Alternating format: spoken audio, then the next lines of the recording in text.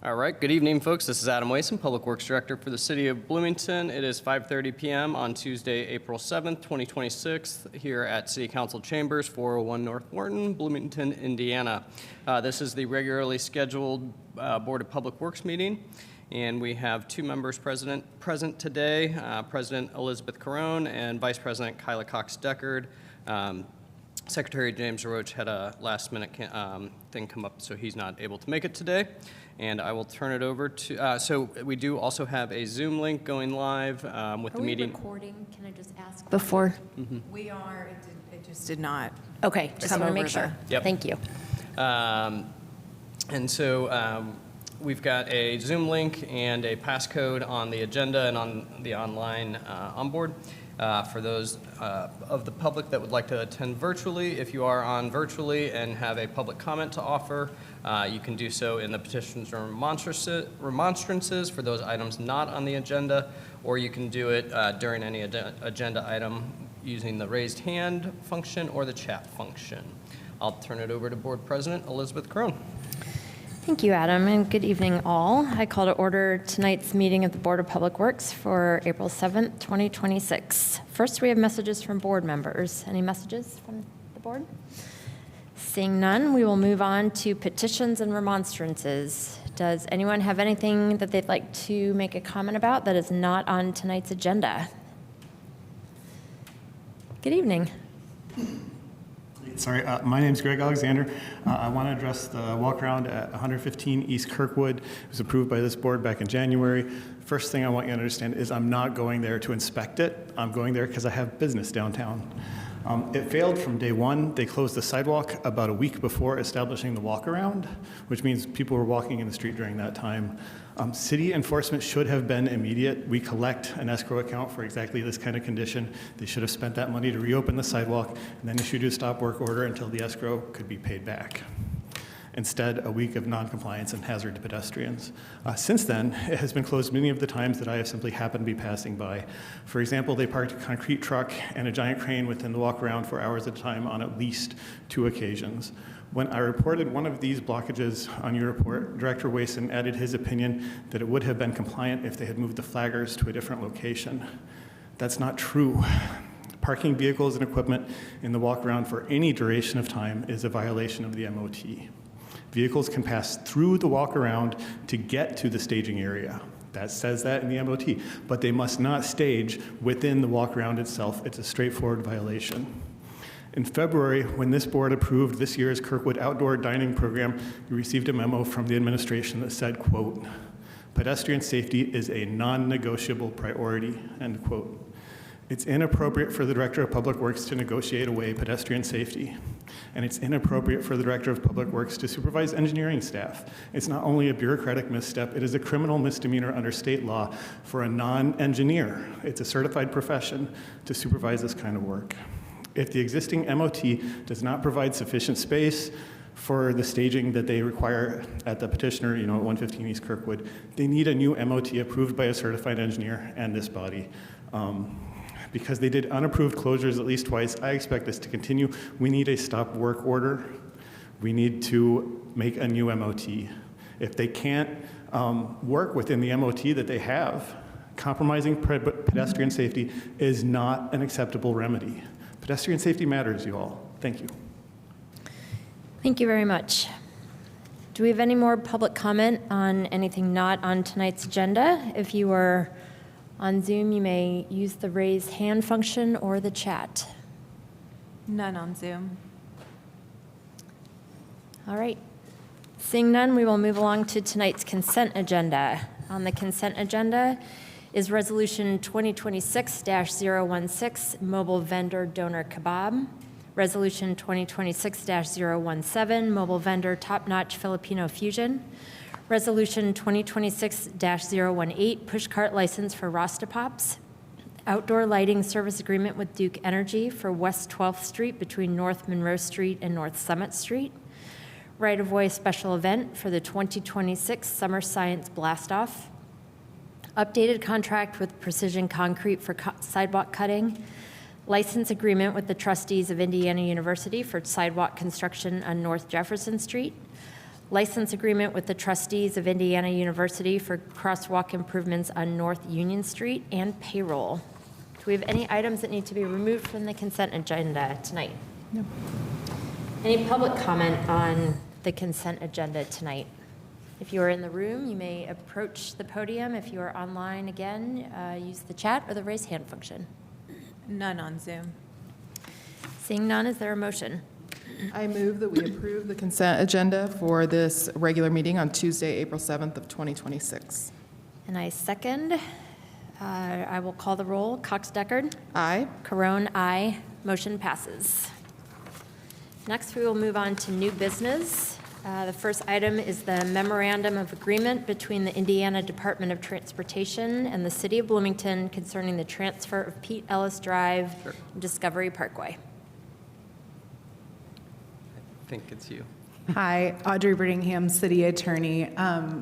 I am here to just memorize three changes reflected in the agreement with INDOT. In paragraph 1.11, that paragraph was revised to reflect that Bloomington will not be responsible for permitting after the date of transfer to the city, and that INDOT is going to work with the city during transfer on issues of permits. On issuing permits, And then paragraph 1.7 was revised to clarify that the city hadn't had the opportunity to inspect yet, so it was revised to say that the city, after inspection, agrees to accept the transferred road to the city in an as-is condition on the date of transfer. And then the final edit was revising Kyla's name. Thank you for doing that. Any questions from the board on this item? Any public comment on this item? None on Zoom. Is there a motion? I move that we approve the memorandum of agreement between Indiana Department of Transportation and the City of Bloomington concerning the transfer of Pete Ellis Drive and Discovery Parkway. And I second. I will call the roll. Cox Deckard? Aye. Carone, aye. Motion passes. Next, we have Resolution 2026-020, permitting directional voting signs in the right-of-way. Audrey Brittingham, City Attorney. So I think everyone may have noticed that early voting location has changed this year to be on the county side of the building and the county-owned portion on North Showers, the north side of the Showers building. When we came into work, there were signs placed in the right-of-way, the public right-of-way, largely signs that were just directing people to the voting location, and there was one or two signs regarding rules about electioneering where you can and can't stand. So those were placed on city property by the Monroe County government. This is just a resolution from the Board of Public Works saying that they can, for 2026, the county can place signs like that, signs that are directing people to vote, that are outlining the rules within the polling locations, within the public right-of-way. It also clearly indicates what signs cannot be put in the right-of-way, so signs on political issues, campaign candidate signs, things like that. Thank you. Questions from the board? So when we do clarify that, and I apologize, I'm just looking at the document now, so I may have missed this. There are a lot of polling places across the community, and there are a lot of scenarios by which signs might be in what would be considered the right-of-way for the city in other locations, like not just City Hall. So is this covering all of those locations, or is this covering the City Hall Showers location? Both. The way that this is drafted for the year of 2026, any public right-of-way that the city owns will allow these signs to be placed in them, directing people where to vote. Okay, so in the case where, because signs that aren't just directional signage would be prohibited, this would be saying that the signage that would be considered prohibited would need to be placed within the property line beyond the right-of-way at all of the polling locations. That's correct. You mean like candidate signs and issue-based signs? That's correct. They currently can't or shouldn't be placed in city public right-of-way anyways. Yeah, so yes, they would need the permission, of course, of the owner of the polling location. Right, right. So really what this is doing is clarifying the allowed placement of the polling direction signs. It's not changing anything about where candidate signs can be placed. That's because correct. candidate signs would have already been restricted Right. from being placed in the right-of-way or on like city property in other fashion, if That's makes correct. sense. What does this mean for organizations or I should say more like events where signage is present on city property and right-of-way? So generally speaking, signs shouldn't be placed on city property or within city right-of-way unless the city is the one placing the signs in that property or within that right-of-way. If you have a more specific example that I can consider. Yeah, every sign at the farmer's market. So I would say that every sign in the farmer's market has been approved through the Board of Public Works and through the Board of Park Commissioners. Or do you mean like signs from the farm vendors themselves? Like, this is our farm vendor stand? Yeah, like all the miscellaneous third-party signs that go in, because we do have, of course, farm vendor signs, but we also have participation by issues, political parties, other organizations that would be active in that space. And since, the property is city property, I'm just trying to figure out, because this could cause some. I think my guess or my take here, and I want Audrey to back me up, is that the way that the Board of Public Works allows for the farmers market and in your approval of their use of the Showers Plaza, that it then allows them to govern that space while they're there. So in consideration of information alley and things, I think we would refer back to the guidelines of the Board of Parks Commissioners that outline how the farmers market is then administered and managed, for lack of better terms, that allows for the signage in information alley, or that each, I don't know this for sure, but I would guess that there is language about what types of signs the farmers can use, the vendors can use, things like that, and that it would fall under the guidelines of the market at that point. I'll just what I'll add here as well is our intent today was really just to clarify and make sure that we were covering our bases when it comes to having the appropriate signage to direct the voters to where they needed to go, and then clear up some issues we did have some issues on City Hall's front lawn with candidate signs this morning and where they needed to be placed. So just trying to proactively address these issues as we're looking at this new location. But I appreciate your question of like, how does it affect other, but would you agree that it's probably the guidelines of the farmers market through the Parks Commission?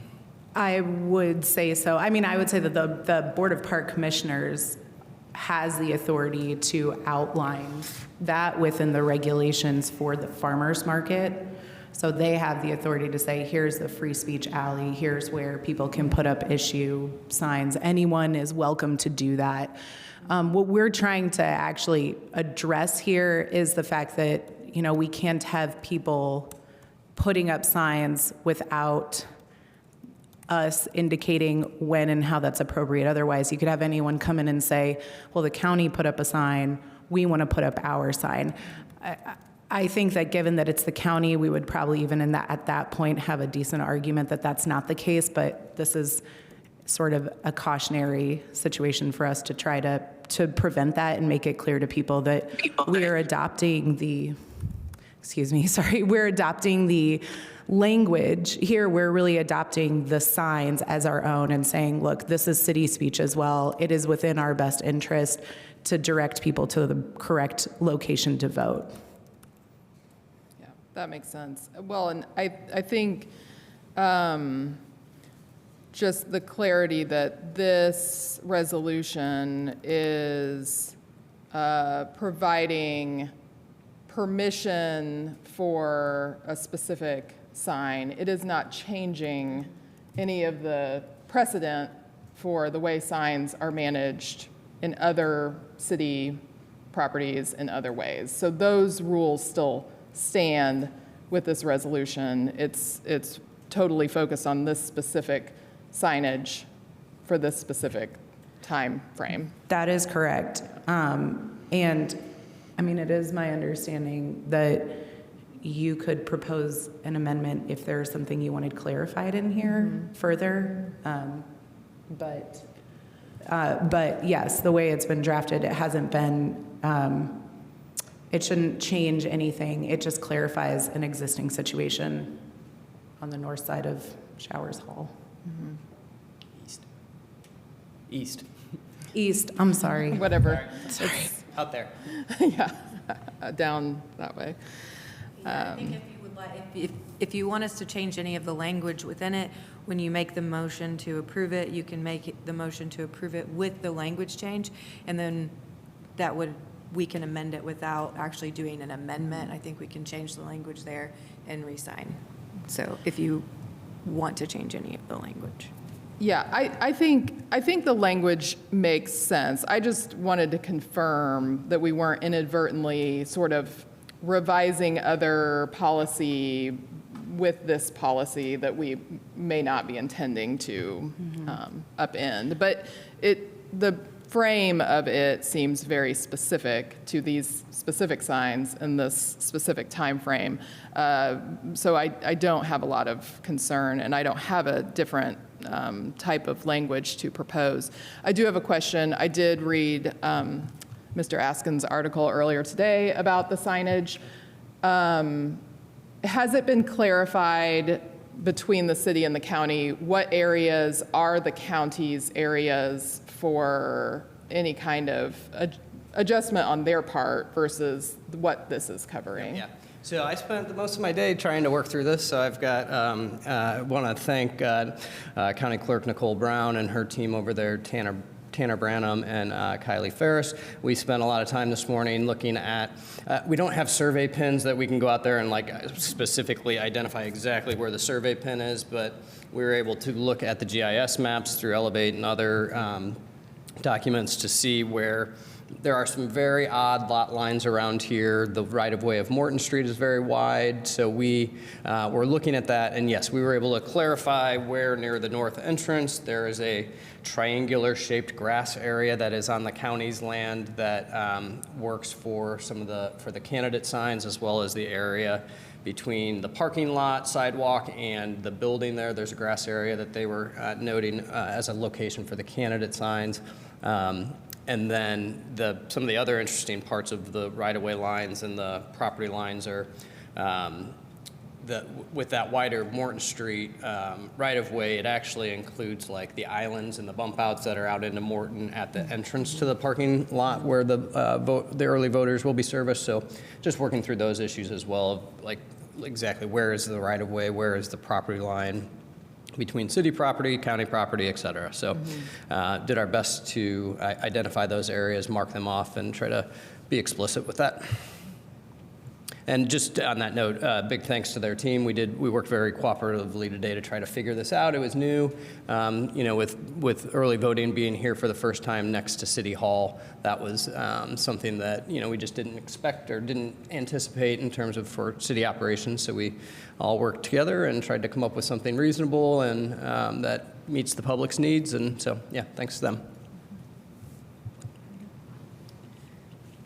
Okay, questions from the public on this item? Comments? Public comment on this item. Thank you. Dave Askins, B Square Bulletin. I will make a comment in the form of a question. I wonder why the city of Bloomington would not simply grant permission, as it can do under state law, to allow campaign signs and other kinds of signs associated with elections on city property. So the state law is pretty clear. It just says if you're going to allow campaign signs, you have to do it for all candidates. Or you can banish all of them. And it seems like the city has adopted the position that we're going to ban all of them, which means that we have to worry about where city property is and where county property is and where public right-of-way is, when it could be simple. We could say we don't really care because the county and the city have decided to invoke the state law that allows them to do that. So that is what I'm wondering, and it would be helpful, I think, if some clarity on that exact point could be provided. Thanks. Thank you. Hi. Hi, guys. Kylie Ferris, Monroe County Election Supervisor. I just wanted to come over and thank Adam for working with us very, very hard today with making sure that we understand where those lines are, but also just to remind that this is a new location for us, but this is also going to be our permanent location for as long as we can foresee at this time. So not only is it just this election, but also next year's city election and then the following year for the presidential election. And so as we all know, the presidentials are always going to be the ones that are the highest turnout. And so those are the ones that we're really going to need to try to get some communication back and forth and really see where those deadlines and try to get some timing set with each other for us to know about these resolutions and see what we can do for the right-of-way. But then also, I also just wanted to give a little bit of information. Today, for the first day of the midterm election, currently with us still having about 10 minutes left of early voting, we are sitting higher than any other midterm election in Monroe County for turnout for the first day. So just wanted to let you guys know that, and then thank you again for working with us. Thank you very much. All right, any other comments on this item?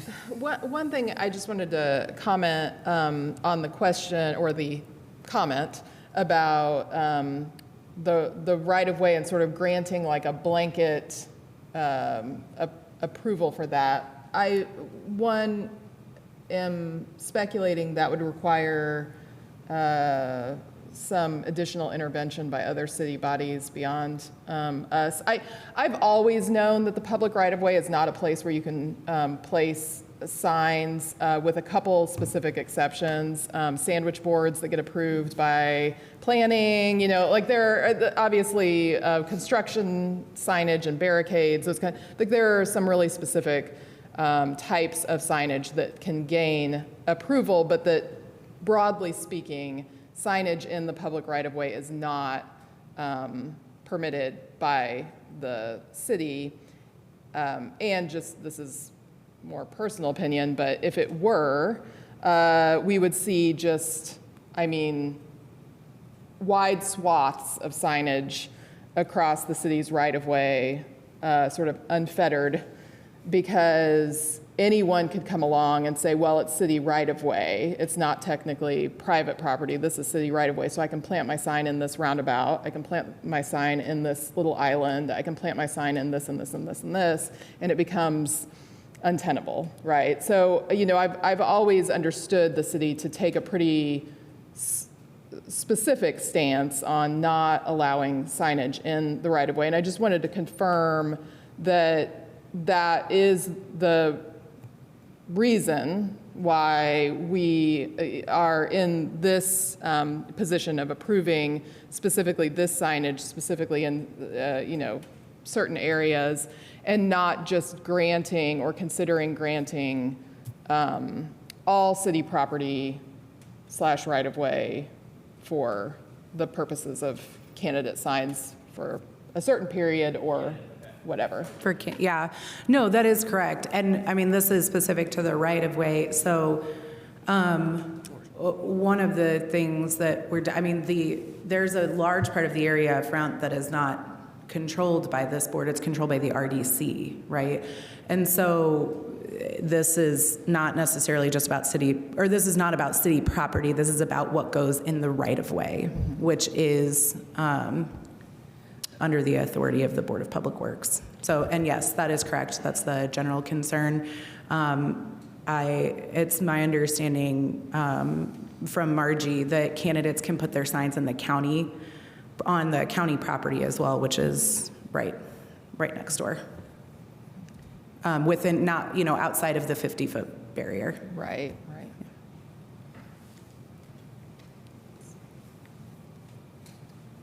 I have tried to learn more about election law and placement of signs today than I ever expected to when I woke up this morning, but deferring to city legal on some of these issues as far as the X's and O's of which laws apply where on this. But what I can tell you is with the signs in the right-of-way, we have definitely taken the stance of it's no signs or then it is all signs. So you're right, if we allowed one sign in the right-of-way for the Lions Day fish fry or whatnot, we have to allow any other sign in the right of way. So, and I believe that's all governed through the UDO as well in terms of public signs in the public. So, again, this effort is just kind of a quick interim effort to make sure we have appropriate signage near the building on our property to get the voters there in terms of whether or not under state law we can just blanket allow other political signs for the candidates. That's one that I'm not even close to being able to answer at this point without legal taking some time to look at that as well. So, but it's all in the spirit of trying to work together and do it the right way.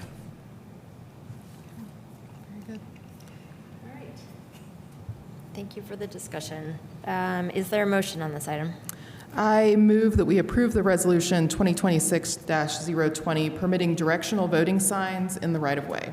And I second. I will call the roll. Cox Deckard? Aye. Carone, aye. Motion passes. All right. Next on the new business agenda is a service agreement with Murphy Elevator. All right, Adam Wason on behalf of both Public Works and the parking garage staff. Murphy Elevator, we're looking to bring them on as our full-service maintenance contractor for including our monthly preventative maintenance and repair services. This will include City Hall, West Showers, BPD Dispatch, Morton Street Garage, Trades Garage, 4th Street Garage, and Walnut Street Garage. And we request your approval of this contract with Murphy Elevator Company. Happy to answer any questions. Thank you. Questions from the board on this item? Are there any priority projects that they might be working on as they get started, or is it really just, we don't know yet, yes. It's as they come up? Yes, we've got some work that is going to take place on one of the, they've done some inspection work for us, and I do think they have one, I can't remember if it was Morton or Walnut, but one of those two had something they were going to work on right away, and then otherwise it's more of just that monthly preventative and certification and then on-call things. So if something goes on wrong throughout the day or evening, they're the on-call provider too to come service. How is Morton Garage doing? Just Good. We've had won't utter any our words. third-party inspection come in. Walnut Street Garage has been fully released after third-party inspection. Morton Street Garage still has one, maybe two items that Kone needs to repair before that project gets fully turned over, but we've worked on those negotiations with their senior leadership and have an exit strategy for both. Great. Thank you. Is there public comment on this item? None on Zoom. All right. Is there a motion? I move that we approve the service agreement with Murphy Elevator. I second. I will call the roll. Cox Deckard? Aye. Carone, aye. Motion passes. Next, we have staff reports. Anything this evening? Just very quickly, I wanted to make note that we've talked about our American Public Works Association accreditation a bit in the past. We're continuing along that path, working with the divisions right now, wrapping up some of our strategic operations plans on how we do things, and but just really want to commend the staff for the effort we're putting in there. Our final panels will be in July with the accreditation board, and look forward to wrapping that whole big project up. Big effort on behalf of all the staff, so I just want to thank them and keep the board up to speed on where we're at with that. Otherwise, we're starting to implement some of the outdoor dining measures for the parklets on Kirkwood and downtown. Working with those restaurants, so thanks to the team, both with downtown specialists and parking enforcement and Cassie for getting that all straightened out and put in. And otherwise, I will just note on the 115 East Kirkwood, we will, I've got a staff update with the engineering department tomorrow and ask them for an update on what they've been seeing on the 115 East Kirkwood project and that walk around. So we will keep monitoring that as well and take Mr. Alexander's comments into account for whether or not that can be blocked at all in terms of the walk around with their deliveries. So staff will make sure that they get out there, and I'll talk with Director Seabour as well. Thank you. Next on the agenda is approval of claims. Are there any board questions on the claims tonight? Any public comment on claims? None on Zoom. Seeing none, is there a motion? I move that we approve claims in the amount of $2,080,664.37. I second. I will call the roll. Cox Deckard? Aye. Carone, aye. Motion passes. And with nothing else on the agenda, I will call for adjournment.